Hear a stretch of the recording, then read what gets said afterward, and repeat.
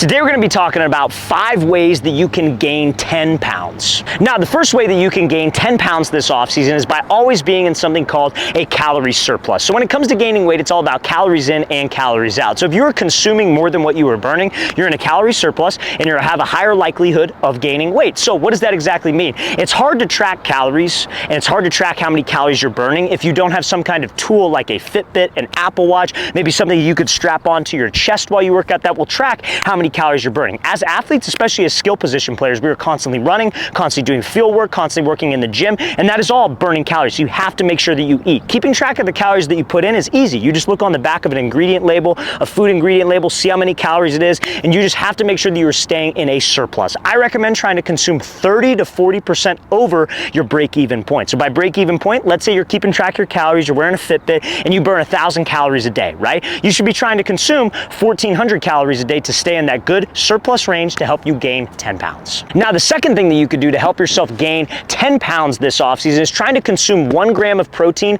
per pound of body weight desired. So let's say you're 150 pounds and your goal is you want to try to get up to 170 pounds. You need to try to consume 170 grams of protein a day. So that is kind of pretty tough to do, I would say, with just eating food. Sometimes you have to supplement in, especially, and the reason why I say that because you're not going to get any more protein from taking a protein powder that you would from food, right? Protein is always can be consumed from food, like chicken, like beef, like steak, whatever the case may be. But as athletes, we are constantly on the go. We have very, very busy schedules with school, with workouts, with lifting, with training. So having a protein shake in the morning and a protein shake at night is a great way to get that daily protein intake that you want. You want to try to consume, again, if your goal weight is 170 pounds, 170 grams of protein. Now, if you guys would like a great protein powder, check out that very first link in the description below. You could get our new whey protein powder at AG Labs. I started this supplement company with my brother with the thought process of we want to have supplements that are clean, that are healthy, that are easy on the stomach for athletes specifically. So if you guys use the promo code FIRST15, that's in the description below, FIRST15 at checkout, I can get you 15% off our whey protein powder, which is great for athletes to hit their daily protein consumption, and like I said, very easy on the stomach. Now, the third thing that you could do to help yourself gain 10 pounds this offseason is something that worked really well for me, especially when I was in high school, was consuming 1 peanut butter and jelly sandwich in between each passing period, right? Because again, remember, it's all about calories in and calories out. So peanut butter and jelly are a very cost-effective way to get to your daily calorie intake, right? Peanut butter is obviously high in calories. You have bread that's high in calories. I recommend probably doing some type of wheat bread, not necessarily a white processed bread, but again, at the end of the day, it's about calories in and calories out, and peanut butter and jelly sandwiches are a very cost-effective way to hit your daily calorie intake. So let's say first period ends, you have to walk to your second period. Try to have peanut butter and jelly in between the passing periods. Second period ends, go into third period, try to have peanut butter and jelly in between those passing periods. You maybe don't have to have 7 a day if you have 7 periods, but I would try to consume probably 2 to 4 PB&J sandwiches to help with your daily calorie intake as an athlete.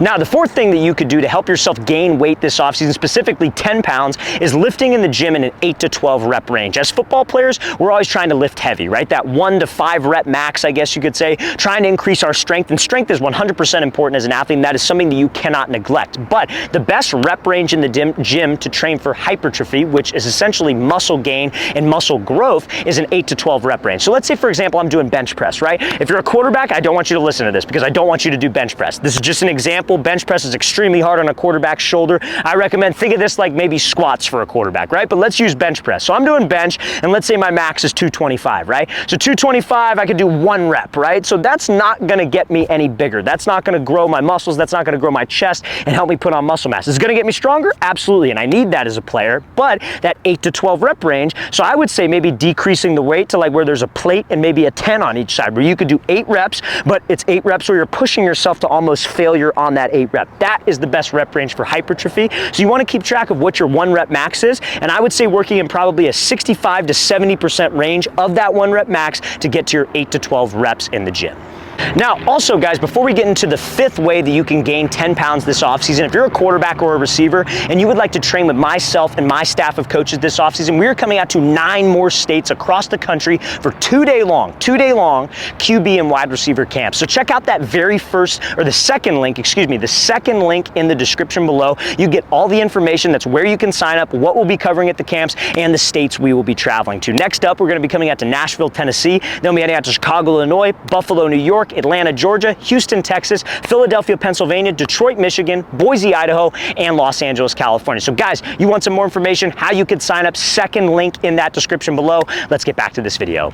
Now, the fifth way that you can gain 10 pounds this off season is honestly a cost-effective way to do everything that we just talked about, right? So what was the first thing that we talked about in this video? We talked about calories in and calories out, right? So it's all about tracking calories. How many calories am I burning on a day-to-day basis? And I need to consume more than I burn. Now, let's say financially you're not in the position to pay for an Apple Watch, a Fitbit, some of these tools that maybe cost a little bit more money that can help you track calories. Simple way, simple thing you can do, have a protein shake, and I would say with the protein shake, try to put something in it, right? So you put, like, let's say it's milk, let's say you put a scoop of the protein powder that we talked about in this video, let's say you put some oats in there, maybe some fruit in there, and make it into some type of shake. Have that with breakfast and have that with dinner. And if you see yourself not gaining any weight on the scale after doing that for about 2 to 3 weeks, I would say, then you need to consume more calories and you know you're not getting enough calories in your body. But I guarantee you, if you do those two things and you're consuming enough calories, you will gain weight.